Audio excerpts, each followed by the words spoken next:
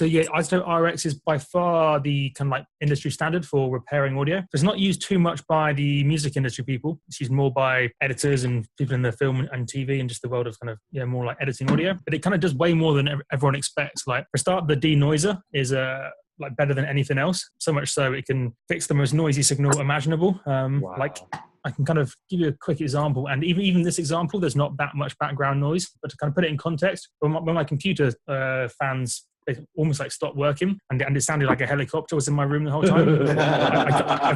It was almost like having on a vacuum cleaner or something in like the hallway. It was kind of that loud. I could still do my main tutorial courses because it just kind of worked magic at removing the noise. It's crazy. Testing the denoise. Yep. Yeah.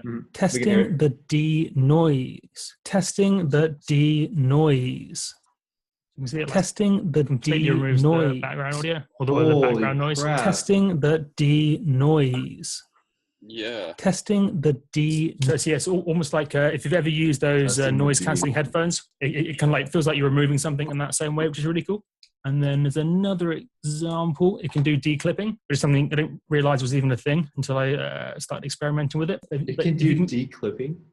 Yeah, like crazy well. Like this is quite a simple example, just because for the course I wanted to make sure the declipping definitely sounded perfect.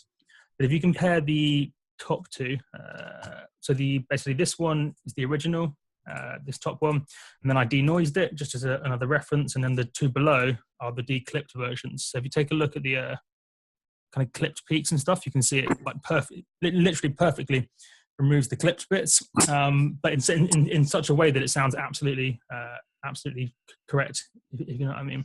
Yeah. Which is pretty magic, to be honest. I mean, in this example, it's not as obvious as I probably could have made it. It's probably not the best ones to actually show you the sound of, but it means if, say, you have like it's really common for vocals, or I suppose other samples too sometimes, but most commonly vocals, if you have a really good vocal sample pack, some of them aren't actually made that well in terms of the recording, but the performance is so good, you actually want it in your track. So sometimes you have to kind of remove bits of clipping and stuff like this. But it's more to just kind of make you aware of how crazy good the iZotope RX package is, because it does a denoising, declipping, also does removes reverb, which doesn't actually work that well. It's the only one that doesn't work crazy well. Removes crackles, removes clicks. So if there's ever any discontinuities in like a master string and audio, you can just run it through declicker.